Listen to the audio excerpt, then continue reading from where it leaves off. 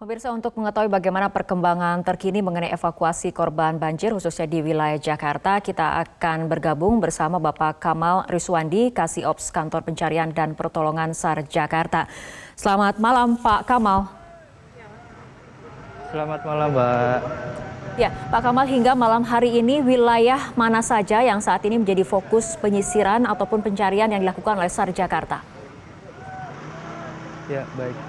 Untuk wilayah itu ada di beberapa titik di Jakarta Timur, juga di Bekasi, dan di beberapa tempat di daerah Tangerang. Ya, Pak Kamal, sampai malam ini ada berapa jumlah warga yang sudah dievakuasi yang terdampak banjir? Ya, baik. Sampai dengan malam ini, sampai dengan kita sudah mulai beroperasi mulai dari hari Minggu, disambung dengan hari Senin sampai dengan hari ini hari Selasa, sejumlah 508 orang yang telah dievakuasi, Pak.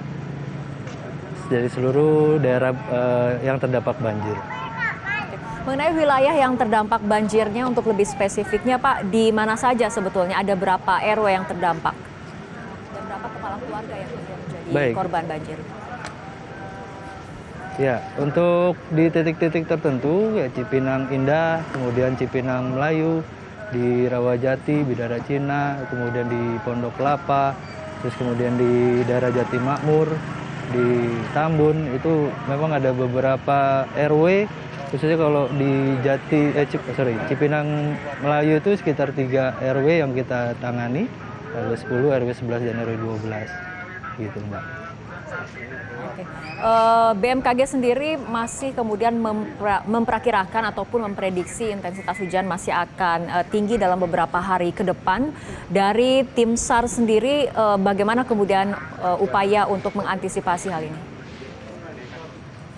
Ya, upaya kami untuk mengantisipasi banjir tentunya sudah mensesuaikan tim dan juga berkoordinasi dan berkolaborasi dengan TNI, Polri, dan potensi-potensi lain untuk menghimbau masyarakat apabila air akan naik, dan itu kita pantau dari sumber daya air, dari pintu-pintu air itu akan terlihat, dan juga curah-curah hujan dari BMKG. Begitu. Baik, Pak Kamal dan juga pemirsa, kita akan lebih mengetahui bagaimana sebetulnya prediksi cuaca untuk beberapa hari ke depan. Kita akan segera bergabung bersama Kepala BMKG, Ibu Dwi Korita Karnawati. Selamat malam, Bu Dwi Korita. Selamat malam. Ya, Bu Dwi, kita akan memperdalam mengenai apa kemudian dampak dari 2 siklon tropis dan kemudian bagaimana prediksi cuaca dalam beberapa hari ke depan. Tapi kita harus ikuti jeda berikut terlebih dahulu. Pemirsa, kita lanjutkan kembali perbincangan Ibu Dwi mengenai siklon tropis Esther dan juga siklon tropis Ferdinand. Saat ini apakah masih berada ataupun terpantau di wilayah Indonesia atau sudah bergerak menjauhi wilayah Indonesia?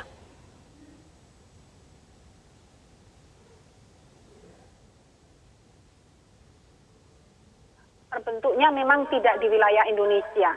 Sejak terbentuknya posisi tidak di wilayah Indonesia, tetapi keberadaannya berdampak atau mengakibatkan terjadinya pembentukan pola pertemuan massa udara yang memanjang dari Jawa Barat sampai Nusa Tenggara Timur, dan juga terjadinya belokan angin yang akhirnya pertemuan massa udara tersebut mengakibatkan peningkatan pembentukan pertumbuhan awan-awan hujan.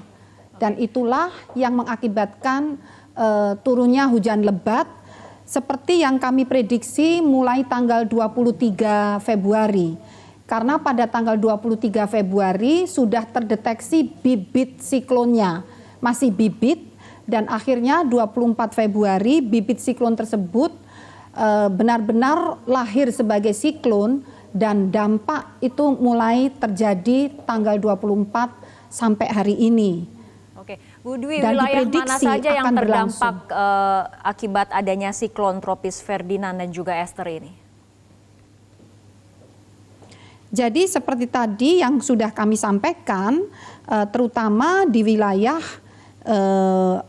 Jawa, terutama di sini juga Bangka Belitung, Lampung, Banten, DKI Jakarta, Jawa Barat, Jawa Tengah, Daerah Istimewa Yogyakarta, Jawa Timur, Bali, Nusa Tenggara Barat sampai Nusa Tenggara Timur.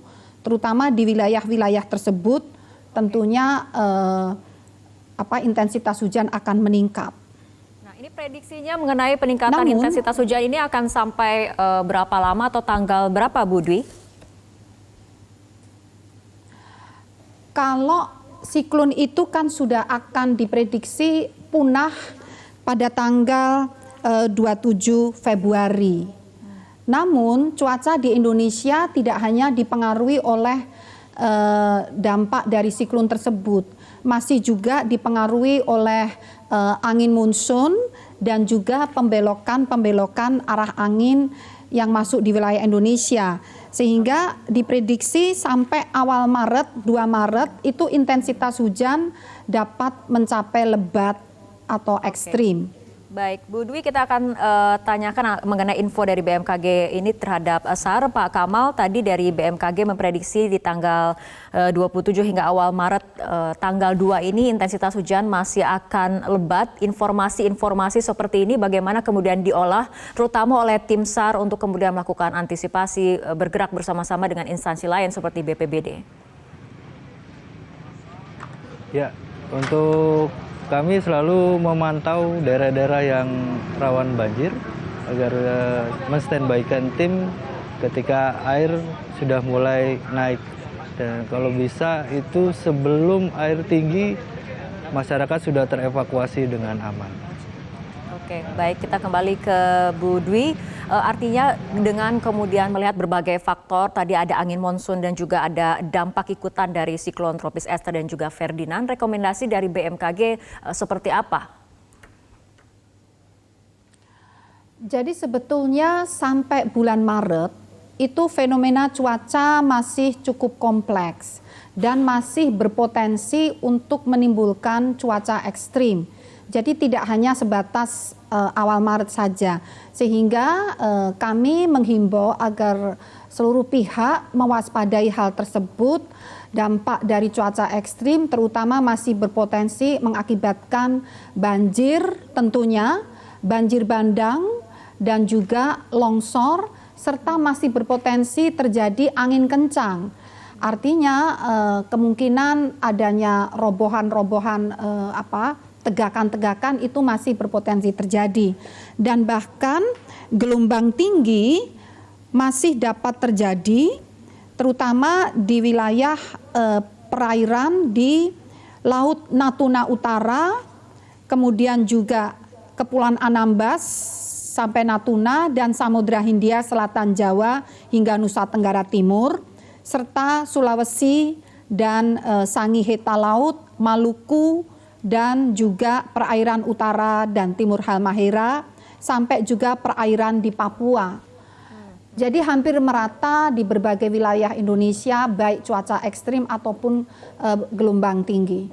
Nah, Bu Dwi, mengenai gelombang tinggi sendiri, informasi seperti ini apakah kemudian sudah disosialisasikan kepada pihak-pihak terkait, terutama untuk menjamin keamanan dalam pelayaran? Ya, informasi kami sebarkan juga ke radio pantai dan juga ke tempat-tempat pelabuhan nelayan, itu juga kami sebarkan, dan juga melalui Badan Penanggulangan Bencana Daerah. Oke, ringkas saja Bu Dwi, kenapa kemudian cuaca ekstrim ini makin sering terjadi? Dari data kami yang terkumpul sejak lebih dari 120 tahun yang lalu, tren cuaca ekstrim makin sering terjadi sebagai akibat dari peningkatan gas rumah kaca yang juga mengakibatkan kenaikan suhu. Di Indonesia di berbagai wilayah telah mengalami kenaikan suhu rata-rata 1 derajat Celcius. Dan tren ini sampai tahun 2040 masih akan terjadi kalau tidak dilakukan mitigasi secara tepat, antara lain dengan penghijauan. Sehingga makin sering kejadian cuaca ekstrim akan selalu terjadi. Kita harapkan upaya untuk mitigasi ini betul-betul dipikirkan dan juga serius untuk kemudian dikerjakan untuk mengantisipasi adanya berbagai cuaca ekstrim yang terjadi ke depannya. Baik, terima kasih Ibu Dwi Korita, Kepala BMKG, dan sebelumnya juga kita sudah berbincang bersama Bapak Kamal Rizwandi, Kasih Ops Kantor Pencarian dan Pertolongan SAR Jakarta. Terima kasih.